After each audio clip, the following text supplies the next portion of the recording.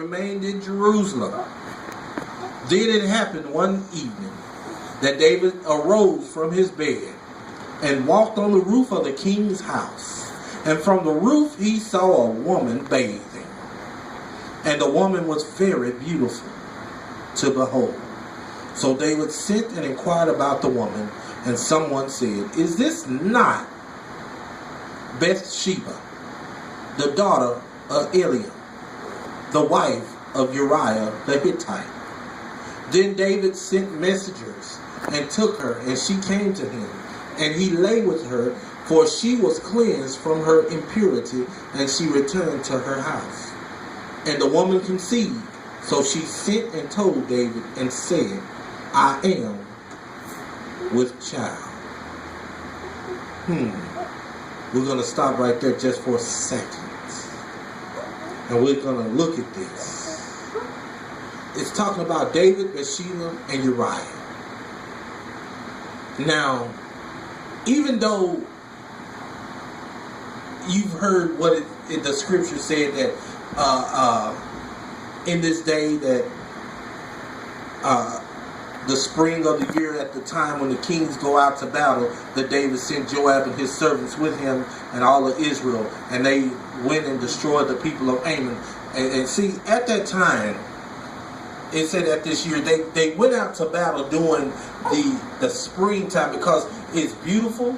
They have plenty of food to eat, and they don't have to battle in bad weather. But here we see that David did not go with them. See, when you are the king, you're supposed to go into battle with your men, with your people. Just like us as leaders in the church, when the members go out to battle the enemy, the leader's supposed to be right there with them. To help lead and guide them, to help strategize with them, to get them to understand that, hey, I got your back. Don't worry about it. You don't have to think on your own. I'm helping you. As if I go into battle, I want y'all to be with me, and as you go into battle, I want to be with you. So I got to get down in the trenches as well. But here's that day David decided not to go, and he sent them out to fight his battle. But he stayed at home, and it said that he one evening that David arose, and what it's saying is David took a nap. He went to sleep in the evening time, and he got up from his nap, and he decided, hey, you know, I'm gonna take me a little walk. So he was walking on top of his castle, of his rooftop, and as he was walking, he looked over and he saw this woman, and she was taking a bath in the open area, and he was like, who is that? And it said he sent his messengers, and his messengers came back and said, you know, that's Bathsheba. That's Eliam's daughter. That's one of your soldiers' wives. That's Uriah's husband. But see, David didn't care. He didn't, because what he saw, his mind had already been made up. I want her. So he sent for her, and she came. And when she came, he lay with her because she came out of her impurity. In other words, she came off her cycle. There you go. But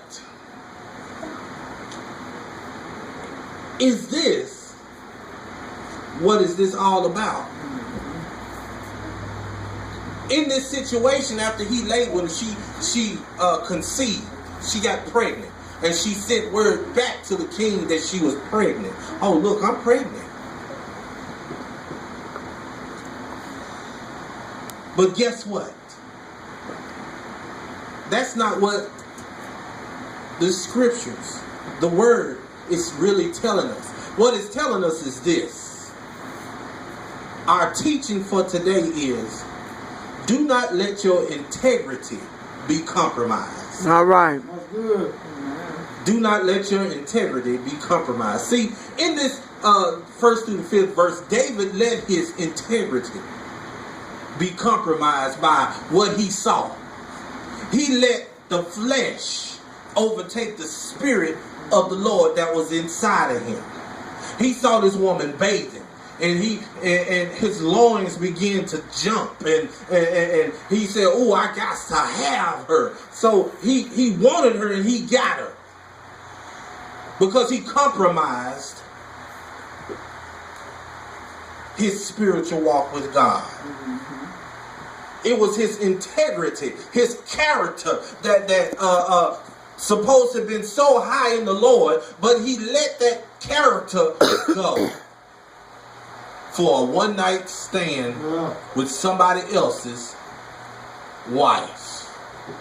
See, in our walk with God, we do things that causes us to compromise who we are, and what we're supposed to stand for in Christ. We compromise on a daily basis because we get out of the will of God, hoping that we can get back into the will. But what we fail to realize is when you get so far out of the will of God, sometimes it's hard to get back in. Yes, yes.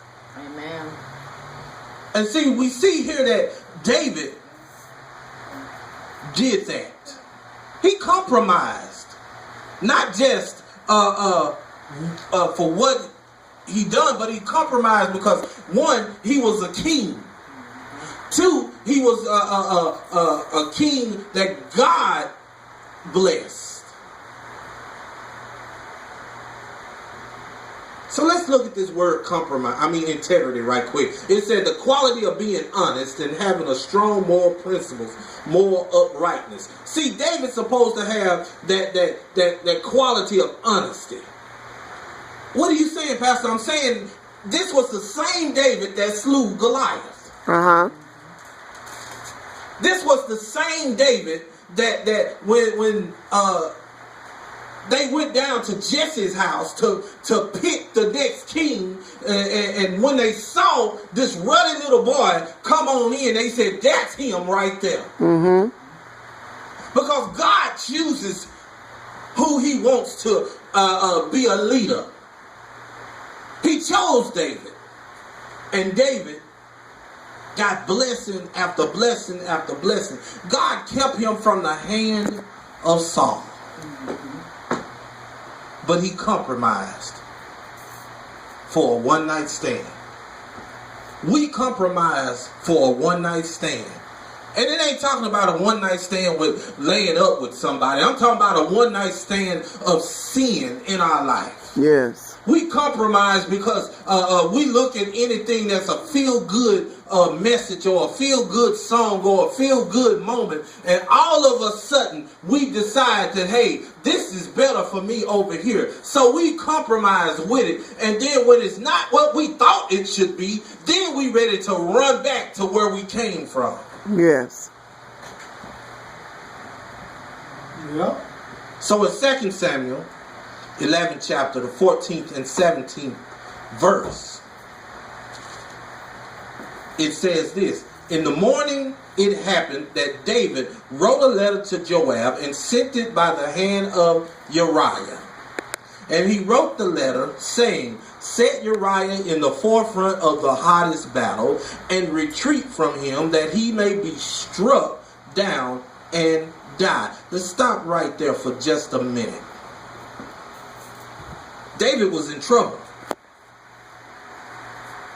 If you go through and you read the whole thing of the 11th chapter, David was trying to get Uriah to go home.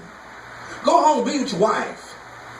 He thought if he just go on home and he lay with his wife, then his wife conceived, then it won't be my fault. He thought, well, I'll be out of the loop. Uriah will think it's his child, and everything will be all right. But see, what he failed to realize was if Uriah had a went and laid with his wife, that thing would still be there because God knew. And the same thing with us. we can go and we can sneak and we can do whatever, and we think that we're going to get away with it, but you know, God knows. Mm-hmm. When we call ourselves a child of God, we call ourselves men and women of God, and we steady keep doing the same thing over and over and over, thinking that nobody else is going to see it, but God does. Amen. Amen. Amen. And so we try to revert the situation to somebody else. That's right. We try to put the blame on somebody. We try to make it seem like that we didn't know, or this didn't happen, or those type of things, that when we supposed to be men and women of God, we need to stick to our guns and be just that. That's right. Because you causing problems, not just within the house, but within yourself. Because the enemy done crept in. He done took your integrity. He done messed your integrity up. Now you done had to compromise to do something that you know that was not right, that was wrong in the beginning. You let the flesh take over. You let the enemy come in and pull you out of place of the spirit. Amen. Again, it said integrity is the quality of being honest and having a strong moral principles. See, David's supposed to have strong moral principles because he was a child of God. And before I finish the 14th through the 17th verse, let us go to the book of Acts, and let's see why God was upset with David. Let's see.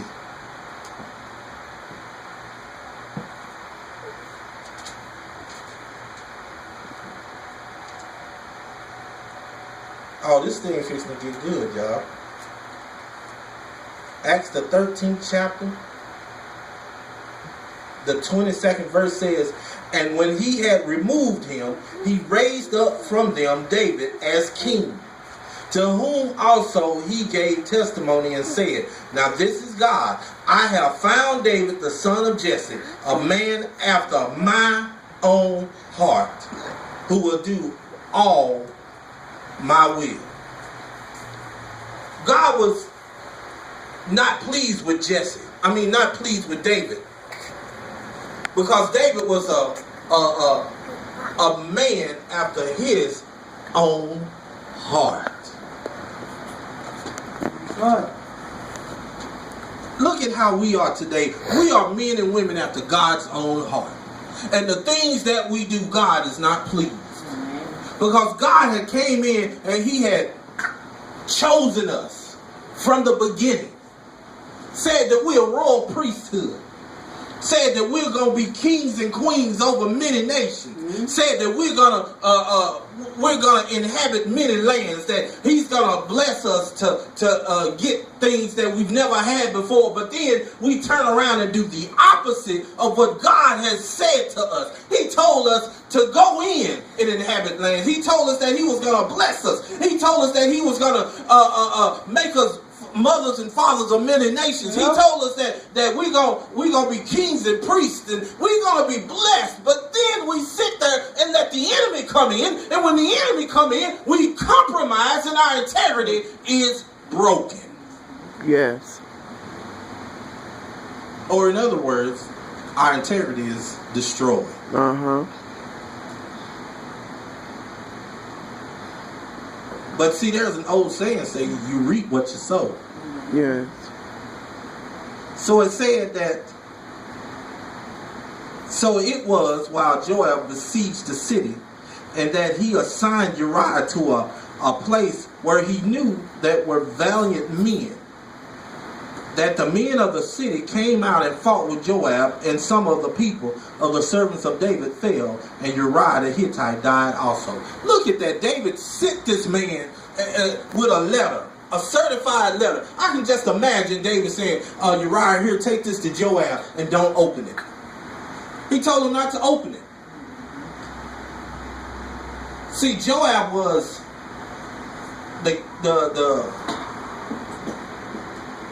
Joab was the commander-in-chief of David's army. And Uriah was like a lieutenant in the army. Mm-hmm. He was a lieutenant. And he sent this man with a letter, a certified letter, and the letter that he had, that he didn't even know that it was his death that he had in his hand.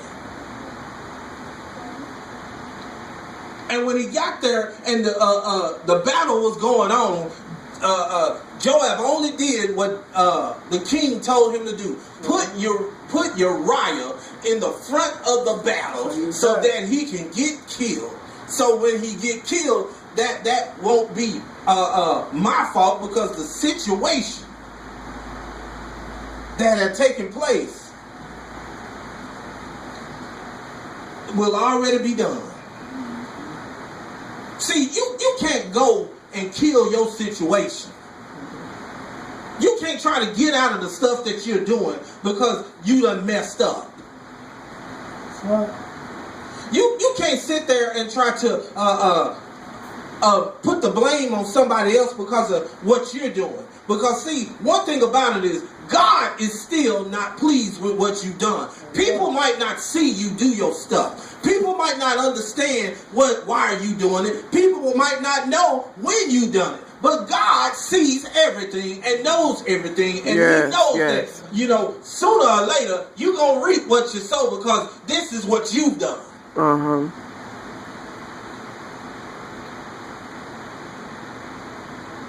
God, I praise. So when it said that some of the men were sacrificed as well as Uriah, Bathsheba's husband. Thank you, Lord. And as soon as this took place, David compromised again. And it says, compromise, accept standards that are lower than is desirable. He accepted this standard. Started from looking at this woman taking a shower. Started from him supposed to have been going out to battle with his men. Yes. Started from him bringing this woman into his house and laying with her. Started from him sleeping with this woman and she getting pregnant by him. And what took place after that is he messed up royally. If you are a man and woman after God's own heart, that means God gave you a blessing on top of a blessing. God anointed you for a great purpose. But when you mess up that anointing and mess up that great purpose, you done something. You done messed up with God. And when your integrity has been compromised by your doings, your sins, then it's going to take a lot for you to get back in the will of God. Because if you know that you know the will and you know the way, then you should understand that this is something that I shouldn't have done in the first place. I should have stayed where I was with God, and none of this would have happened. I could have went on ahead and did what I had to do, and none of this wouldn't have happened. I could have been gloating with the Lord. I could have been walking with God. See, all these people in the Bible, their integrity was compromised for the things they done. Adam and Eve, when they was in the garden, and Eve took the fruit and ate the fruit and gave it to her husband, he compromised, not just because of the fruit. He compromised because he already knew that God said, don't eat of the fruit of the tree of good, and even he did it anyway.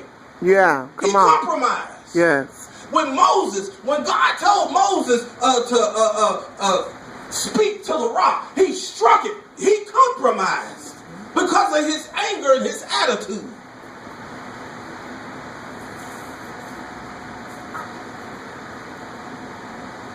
We cannot compromise because of our situations, because of our anger, because of what we don't have. We cannot compromise. We just have to depend on God. Yes, yes, yes.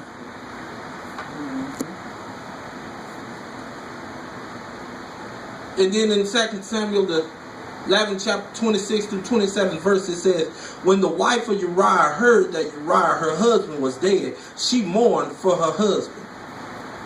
And when her mourning was over, David sent and brought her to his house, and she became his wife and bore him a son. But the thing that David had done displeased God. In other words, she mourned for 7 days for her husband. And it seemed like David was waiting in the wings. Oh yeah, when she finished, she gonna be mine. And when that took place, he went, got her, and took her, and made her his wife. And all of a sudden, here it is, she has his son. And that's another third time he compromised. The first time he compromised by looking at her, seeing her take a shower, and standing there. That's the lust of the eyes. Yes, sir.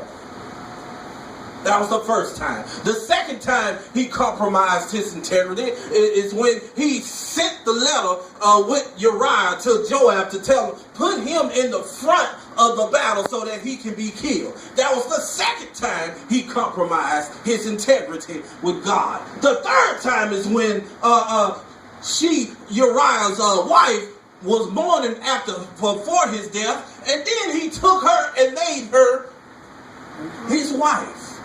And she had this son. All 3 times he compromised his integrity.